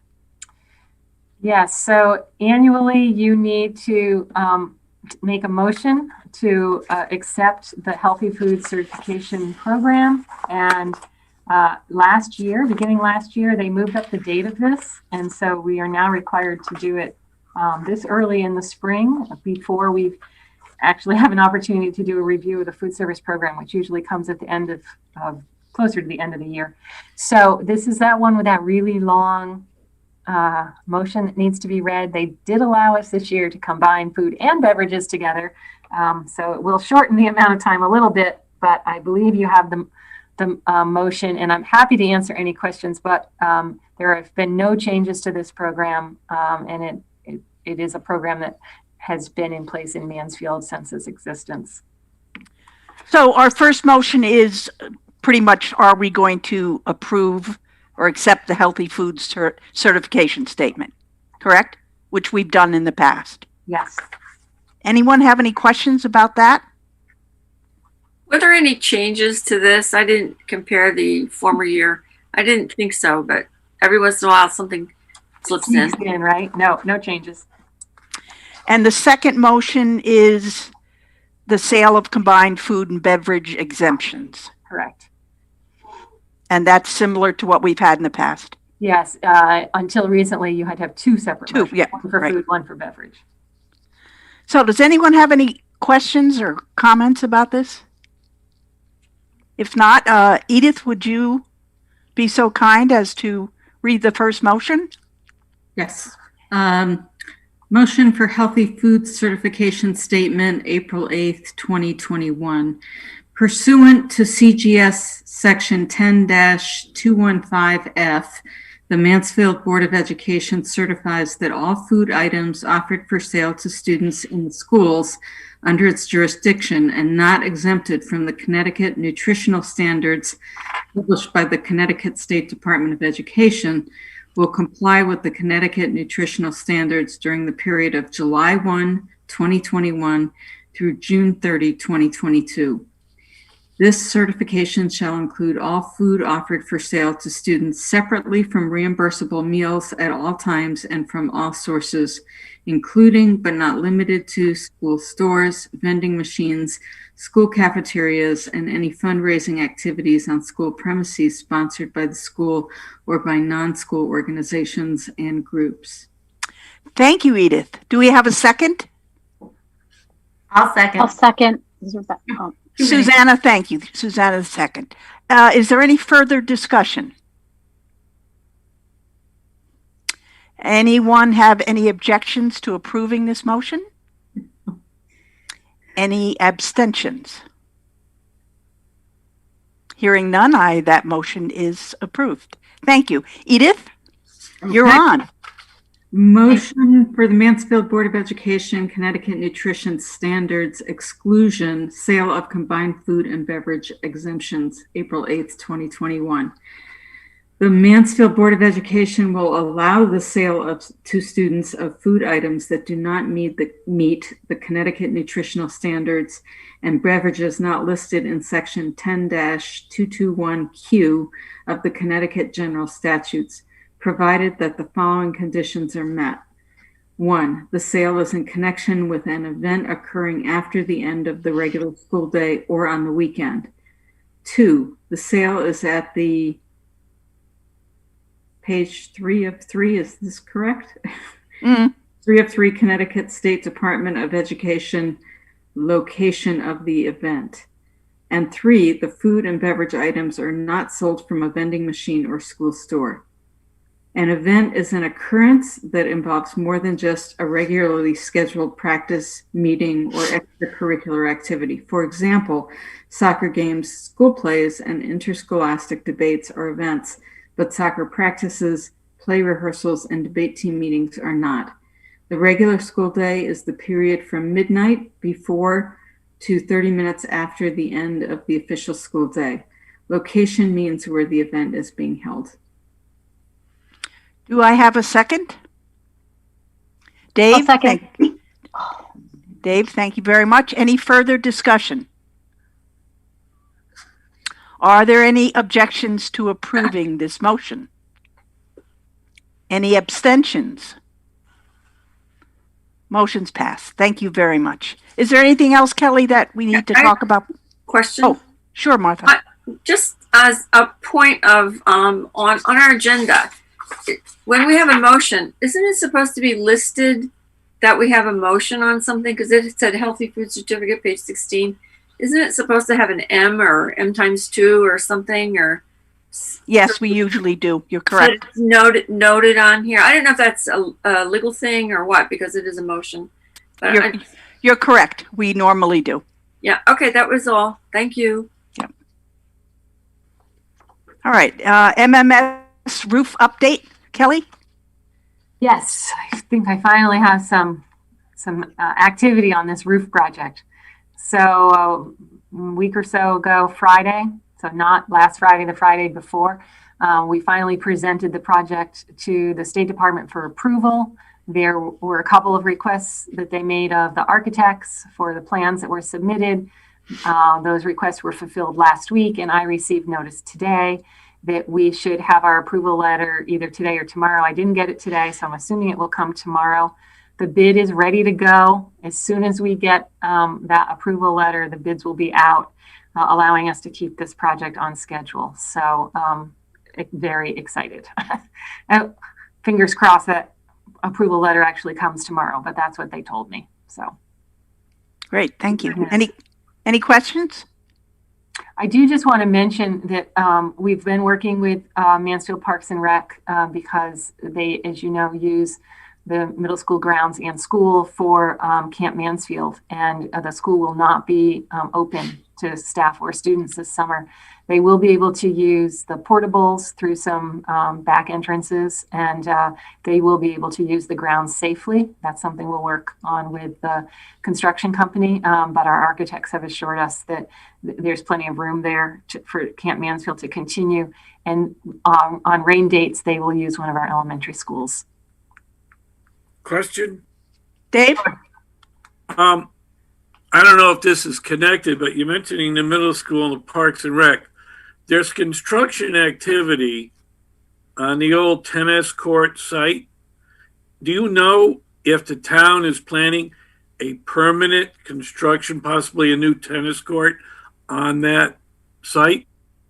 No, we actually have used it to create a high jump area and a shot put track. Okay, so they're just cleaning up there. They're not building anything. Okay, No, good. no. Well, they did, like, there will be asphalt going in there for, I forget which one. I think it's the shot put area or the high jump. I forget. But that's a minor thing, right? We're not building new tennis courts. No. Because I would like that to hold off until we have our middle school renovation ideas also. Yep. Kelly, where is the staging area going to be for this construction? Well, that will be determined by the construction company, but they have a couple of choices up there because the administration won't be working out of that building this summer either. So it's wide open. So they can use what we call the bus lot, the parking lot outside the gym. They could use the parking lot in front of the art wing of the building, you know where I mean, like just to the left of the main entrance. So there's plenty of opportunity for staging. Great, thank you. So the elementary school update, Kelly, you can jump in, but we had a meeting, school building committee meeting prior to this one. And basically we're waiting, the bids have gone out and the bidding for the project closes on next Tuesday, April 13 at 2 p.m. And then the bids will be made public on April 16. And once we determine the general contractor, we're off and running. I think that's it. That's where we're at. Okay. We have any new business, Celeste? No, we do not. Okay. Then that brings us to the consent agenda. As we mentioned before, we added this consent agenda to approve the resignation of Julia Kakowski, effective the end of the school year 2021, and the request from Maggie Cafrancesco for maternity leave and unpaid child rearing leave for 2021-22 school year. May I have a motion to approve the consent agenda items for the Board of Education April 8, 2021 meeting? I'm Motion determined to to win approve. this one. I'm determined to win this one. You won. So move. You got it. Thank you.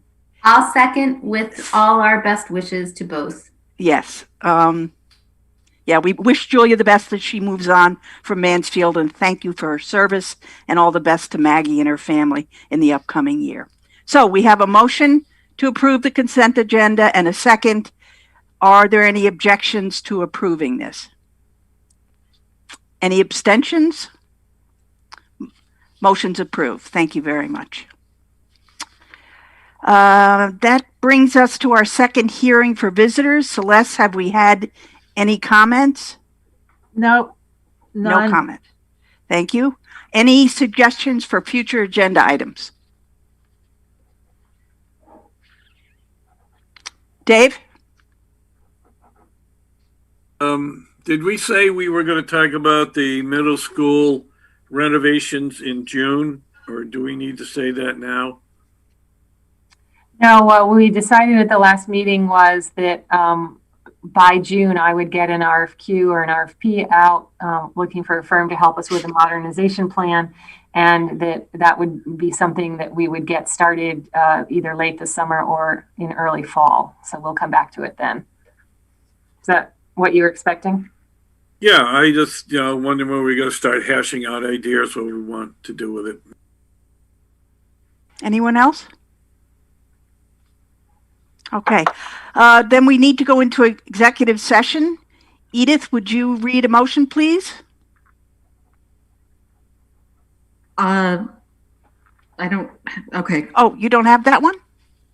Nope. Yes, I do. I move that we go into executive session for the discussion of non-renewal of teachers, personnel, and contract negotiations with Superintendent Lyman. Possible actions regarding non-renewals of teachers and contract negotiations following the executive session. Okay, so we have a motion to go into executive session. Do we have a second? Thank you, Rebecca. Any objections to going into? Any abstentions? Then we are in executive session at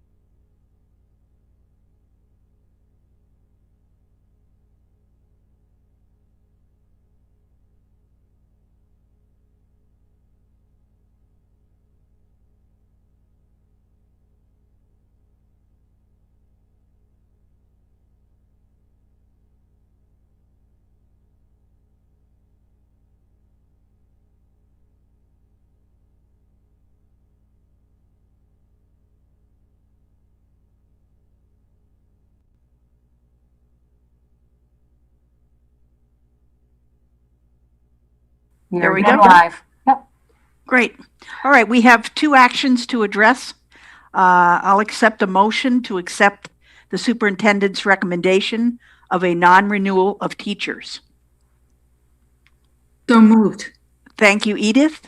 Do I have a second? Dave, thank you very much. Any discussion? Oh, we can't do that, no. Are there any objections to approving this? Any abstentions? All right, motion's approved. Thank you. The second motion to approve the proposed agreement between the Mansfield Schools Nurses Association effective July 1, 2021 through June 30, 2024. Did I go too fast, Martha? Yeah. Could you say those dates again? Because we didn't get any papers. So this is, I'm sorry, this is nurses. We can get, we have this, so you don't. The dates. Just give me the dates if you don't. Okay. Effective July 1, 2021 through June 30, 2024. Also move. Thank you, Rebecca. Do I have a second? I'll second. Thank you, Susanna. Any objections? Abstentions? Motion passes. Thank you. Now I'll accept a motion to adjourn. So moved. Thank you, Edith. Do I have a second? I'll second. Thank you. Any objections? Well, thank you very much, everyone. Thank you, Kelly. That was a very good meeting. Thank you very much. Thank you. When